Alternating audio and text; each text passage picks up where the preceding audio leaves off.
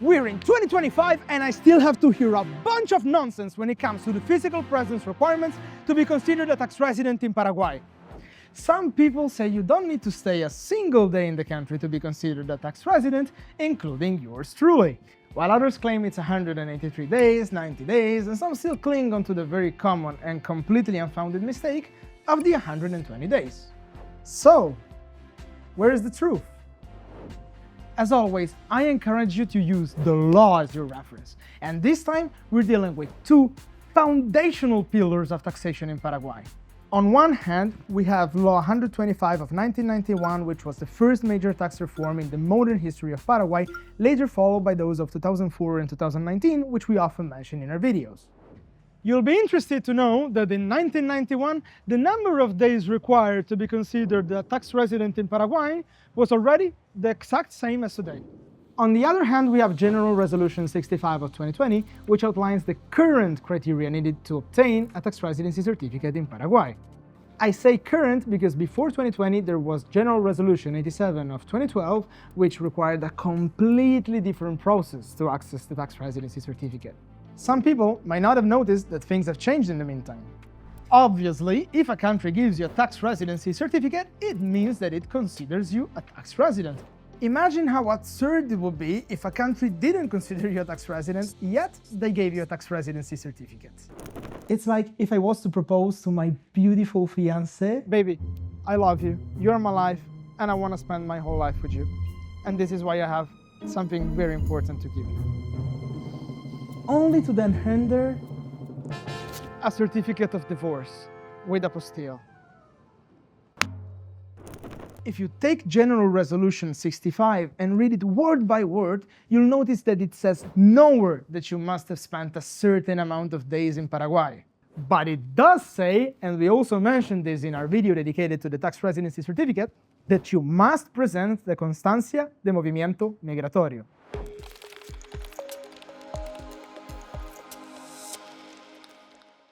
Rightly so, in the comments on that video, some of you asked where this requirement comes from. There really isn't a good answer. We've been through the process of requesting and obtaining the document hundreds of times, and never once was a person denied because they hadn't spent enough time in Paraguay.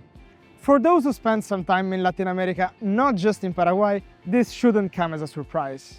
There's something that stands above us all, above the president, even above the sky, and that thing is the protocol. If the protocol says that you have to bring the Constancia de Movimiento Migratorio, then you just bring it. Does it matter? No, but that's what's written in the protocol, and so you bring it. You bring it, they give you the document, end of the story. This is the common experience anyone can have by going in person to the DNIT, which, let's remember, it's Paraguay's tax authority. My take is that since the Constancia de Movimiento Migratorio costs a fortune, we're talking $40 for a document you can download online, which is, by the way, a dinner at the most expensive restaurant in town, then it's just basically a simple way to cash in on the requests of tax residency certificates.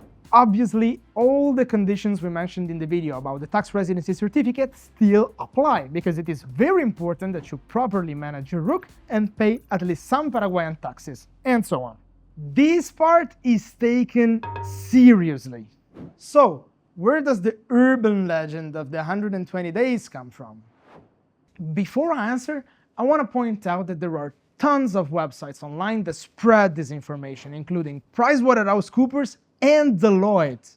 Guys, maybe you should pay your copywriters a little more during those internships so that they stop copy-pasting from the site next door. Please, come on. Hey, in the meantime, are you looking for a trusted partner to handle your residency, accounting, and banking strategy in Paraguay? Our company has helped hundreds of foreigners with these, and we are proud to say that we have never failed a single case. With our dedicated platform, all-inclusive packages, and exclusive clients community, we are here to help you explore all the benefits of residency in Paraguay. Check the video description to find the contact details. Here we need to dust off our beloved Law 125 of 1991, where it talks about domicile of natural persons. In all the tax reforms in the history of Paraguay, this is the one and only, unmatched reference to any specific number of days ever. And it has nothing to do with tax residency, nor with how long you have to stay in Paraguay. I'll read it word by word to avoid any misinterpretation, and then we'll give also a literal translation. Artículo 152. Domicilio de las personas físicas. Article 152. Domicile of natural persons. Se presume que el domicilio de las personas físicas en el país es. It's presumed that the domicile of natural persons in the country is, primero, el lugar de su residencia habitual, lo cual se presumirá cuando permanezca en ella por más de 120 días. First, their place of habitual residency, which shall be presumed when they remain there for more than 120 days. Segundo, el lugar donde desarrolle sus actividades civiles o comerciales en caso de que no exista residencia habitual en el país o que se verifiquen dificultades para su determinación. Second, the place where they carry out their civil or commercial activities in the event that there is no habitual residence in the country or difficulties arise in determining it.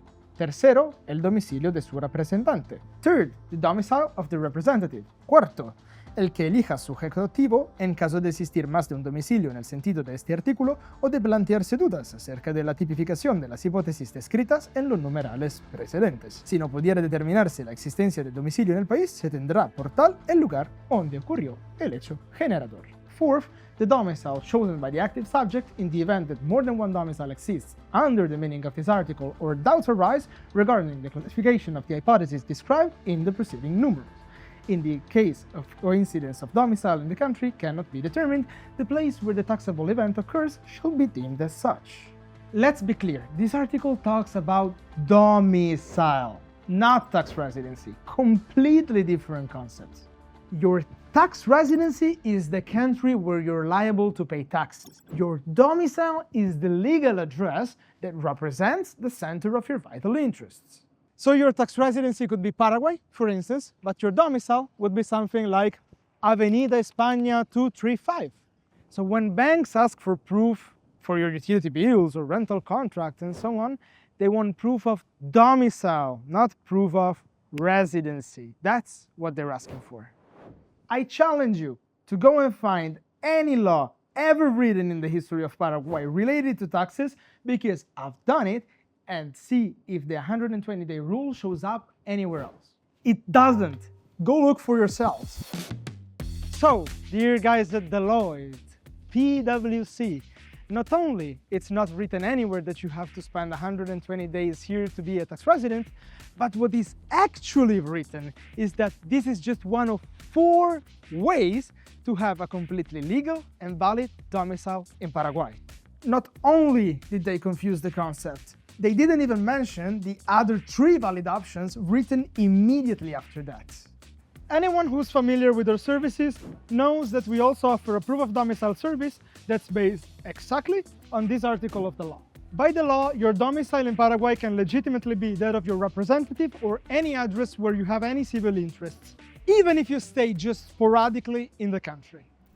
Dear friends, lovers of freedom and opponents of the crazy taxation that dominates most of this world, I invite you to bow to Paraguay after what we've just read.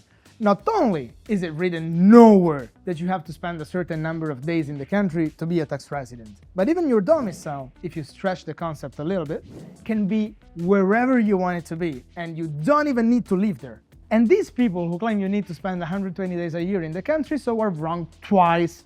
First, because we're talking about domicile, not tax residency. Second, because that's not even the only way to have a domicile in Paraguay. Now I want to see how long will it take, like every time we publish our videos, before everyone scrambles to update their website once they realize their mistake. But I have a question. What happens if I spend more or less than 120 days in Paraguay? The answer is simple. Nothing. Absolutely nothing. If you spend more than 120 days living at the same address, then that address will be considered your legal domicile in Paraguay. Otherwise, as we said, it will be determined based on the other 3 criteria. Just think of how many taxes I paid before knowing that. I hope this helped you clarify once and for all the mysterious question of physical presence requirement for being considered a tax resident in Paraguay. As always, that's all from Asuncion for today, and I'll see you in Paraguay.